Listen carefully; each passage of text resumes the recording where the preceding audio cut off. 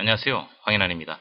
오늘은 지원함 기본적 분석에 이어서 기술적 분석을 한번 말씀드리려고 그러는데요. 기술적 분석에 대한 부분들은 우리 MTS나 뭐 WTS 또는 모바일 이런 데 가보면 엄청나게 많은 이제 차트나 또는 기술적 분석에 대한 얘기들이 난무를 합니다. 그래서 상당히 정리돼서 말씀드리기가 좀 곤란한 부분이긴 한데요. 몸에 잘 익은 거로 기본을 잘 갖추고 시작을 하면 기술적 분석은 우리가 어떤 투자 자산에 대해서 상당히 좋은 도움을 주는 툴이 됩니다. 그래서 제가 오늘은 예전에 한번 소개를 했던 스톡 차트라는 요 사이트의 모바일을 가지고 간단하게 한번 설명을 드려볼까 합니다. 그래서 제 모바일 화면으로 넘어갔고요.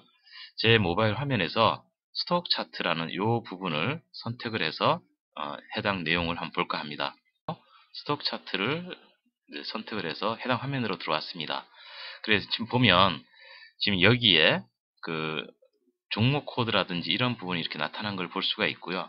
여기에 내가 새로운 종목 코드를 넣겠다. 뭐 유가라든지 코스피라든지 금이라든지 이런 걸 더 넣거나 아니면 투자 종목을 넣겠다 할 때는 요 밑에 있는 플러스 버튼을 눌러서 해당하는 종목의 이름이라든지 물론 이게 이제 영어로 해야 되는 약간의 불편성이 있을 수 있습니다. 지금 화면이 좀 작아서 불편하신 거는 제가 좀 이따 키울게요. 그래서 여기다가 내가 원하는 종목들 그렇게 해서 뭐 하나금융에 대한 거를 하겠다. 그러면은 여기에 대해서 클릭을 하고 여기에 되겠죠. HANA 이렇게 해서 만약에 서치를 하게 되면 하나로 시작되는 내용들이 쭉 나오겠죠. 그래서 하나 파이낸셜 그룹 이렇게 나온 게 하나 보입니다. 그래서 만약 이거를 제가 선택을 하게 되면 이게 또 하나의 내용으로 추가가 되는 거죠. 자, 그렇게 해서 여기 선택된 내용에 프라이스나 플러스 마이너스 이쪽을 제가 선택을 하면 위에 이렇게 차트로 나옵니다. 이제 작은 거를 좀 키워보겠습니다. 전체 화면으로 돌아가겠습니다. 여기입니다. 여기를 와서 제가 전체 화면을 선택을 하고요. 지금 여기를 선택을 했더니 위에 차트가 나왔고요.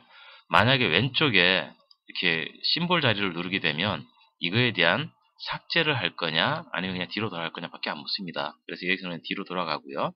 자, 이렇게 나온 차트에 대해서 오늘 지금 현재의 시고 중에 대한 그림이 그려져 있고 지금 시간별로 흐르는 게 나와 있지만 꼭 모바일에서 실시간을 필요로 하는 건 알 수 있죠. 그래서 여기에 요 버튼을 누르게 되면 그레이터 된 표시라 그러죠. 이렇게 좀 더 확장된 화면으로 나오는 걸 볼 수 있습니다. 그래서 상단에 있는 요 버튼을 이용해서 여기에 각종 기술적 분석, 이게 다는 아닙니다. 이거 말고도 수백 개가 더 있는데요. 그래서 요걸 한 번씩 보고 그 다음에 왼쪽에 있는 요 부분들, 이게 설정을 조금씩 바꿔주는 부분들입니다. 그 다음에 이 상단에 있는 요 부분에 대한 거는 여기서 설정을 바꿀 수 있고요. 그 다음에 여기 화살표 양쪽으로 된 걸 통해서 새로운 종목을 선택하거나 하는 걸 할 수가 있습니다. 자, 그럼 제일 먼저 종목 선택을 할 수 있는 이 부분을 한번 선택을 해보겠습니다. 클릭을 했고요. 자, 그러면 나는 삼성전자로 바꿔서 보겠다. 그래서 지금 여기 005930이 나온 걸 볼 수가 있고요. 이 상태에서 나는 일봉 차트가 아니고 선 차트로 보겠다. 이렇게 선택을 합니다. 그럼 선 차트로 좀 바뀐 걸 볼 수가 있죠. 그 다음에 볼린저 밴드를 통해서 보고 싶다. 그다음에 무빙 에버리지를 바꾸고 싶다. 이런 부분입니다. 그래서 볼린저 밴드를 누르면 지금은 없어졌죠. 선택되면 파랗게 되면서 선택된 걸 보여주고요. 무빙 에버리지가 필요 없다. 지우고 나타나게 하고 지금 이런 과정이 반복되고 있는 거고요. 지금 여기서 이제 선택을 더블 클릭을 하게 되면 설정으로 들어가는 부분이 됩니다. 그리고 마찬가지로 또 밑에 있는 화면에서도 밑이라고 하면 여기를 의미합니다. 여기서도 선택을 해주면 이 각각의 선택에 대해서 위에 있는 내용에 대해서 여기 설정 버튼을 눌러서 해당 내용들을 디폴트가 아닌 다른 내용으로 바꿔서 볼 수가 있습니다. 그리고 조금 다른 내용이 하나 있는 게 여기 드로우 트렌드라는 게 보입니다. 이거는 선 긋기 작업인데요. 모바일이라서 좀 불편하긴 하지만 굳이 선을 그어야 되겠다 할 때는 여기를 선택을 해서 지금 여기 보시면 점이 두 개가 나타나 있는데요. 여기에 대해서 빨간 부분을 만약에 선택을 해서 이렇게 이동을 하면 선이 이제 이동되는 걸 볼 수가 있죠. 이렇게 하고 그 다음에 다시 이쪽에 초록점을 또 선택을 해서 이동을 좀 시켜보겠습니다. 이렇게 이동되는 것을 이제 확인할 수가 있죠. 그래서 이제 이런 선 긋기를 통해서 뭔가 분석하는 건데 사실은 좀 불편한 건 당연한 거고요. 자, 그래서 X 표시를 눌러서 선을 지우도록 하겠습니다. 그리고 왼쪽에 이렇게 지금 나와 있는 거는 해당 차트가 나온 기간 동안에 거래량들이 어디에 지금 직결되어 있는지를 지금 보여주고 있는 부분들입니다. 이렇게. 그래서 여기 지금 업데이트라고 되어 있는 부분을 클릭을 해보면 이제 가장 최근 데이터로 바꾸는 부분이 될 거고요. 그 다음에 레인지라고 되어 있는 부분을 선택을 하게 되면 이렇게 내용이 자꾸 바뀌는 걸 볼 수가 있죠. 자, 여기서 이제 우리가 조금 전에 기억을 다시 한번 살펴보시면 지금 여기 업데이트나 레인지나 60분 이런 구분들은 아까 우리가 들어올 때 하루에 오늘 일어난 인트라데이를 기준으로 해서 들어왔었습니다. 기억나시는지 모르겠지만 자 뒤로 돌아가 보면 아까 저희가 여기를 클릭을 해서 들어왔거든요. 그래서 이제 하루를 가지고 이런 여러 가지 1분 단위로 볼 거냐 1시간 단위로 볼 거냐 하는 건데요. 만약 일봉을 가지고 뭔가 보고 싶다. 그럼 내용이 좀 길어지겠죠. 그래서 이때는 여기에 똑같이 화살표 같은 게 살짝 보입니다. 그래서 이 부분을 클릭을 하면 지금 이번에 006800을 한번 클릭을 해볼게요. 그러면 예, 지금 이렇게 넘어 화면으로 왔는데요. 지금 여기 보시면 이번에는 여기가 아까 데일리로 바뀐 걸 볼 수 있죠. 아까는 여기가 업데이트라는 개념이 있었고 그 다음에 레인지라는 게 있었는데요. 이번에 요거는 쉐어할 거냐 데일리를 할 거냐 이런 부분이 좀 바뀌어 있습니다. 그래서 하루짜리 차트를 볼 때 위에를 눌러서 할 때하고 밑에 볼륨이나 이쪽을 눌러서 나오는 화면이 다른 거니까요. 쉐어라는 부분을 눌렀을 때 내가 원하는 부분을 이렇게 선택을 해서 이 부분을 크롭 앤 쉐어 해서 이거를 찾아내서 이거를 누군가한테 보내주는 용어로 쓰는 게 크롭 앤 쉐어고요. 이제 더 안 쓰니까 저는 디스카드를 하겠습니다. 그 다음에 데일리가 아니라 이거를 좀 더 긴 화면에서 나는 위클리로 보겠다. 먼슬리로 보겠다. 그 다음에 다시 데일리로 보겠다. 요거를 3개월치만 보겠다. 아니면 6개월치를 보겠다. 길게는 3년까지도 보겠다. 모바일이지만 상당히 다양한 기간을 선택을 해서 볼 수 있는 장점이 있습니다.